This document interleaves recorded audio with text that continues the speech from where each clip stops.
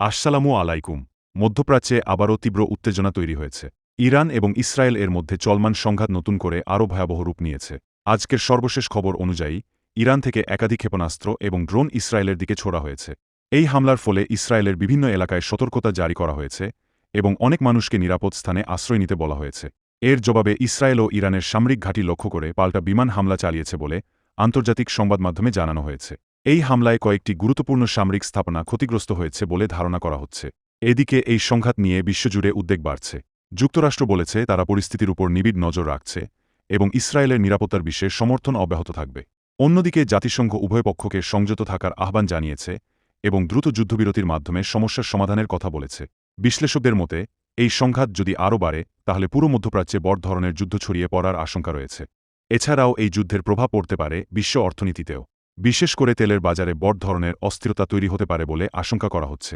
পরিস্থিতি এখনও দ্রুত পরিবর্তন হচ্ছে এবং নতুন নতুন খবর সামনে আসছে। ইরান ও ইসরায়েলের এই সংঘাত নিয়ে পরবর্তী আপডেট জানতে আমাদের সাথেই থাকুন। লাইক ও সাবস্ক্রাইব করে পাশে থাকুন। শেয়ার করে খবরটি আরও বেশি মানুষ এর কাছে ছড়িয়ে দিন।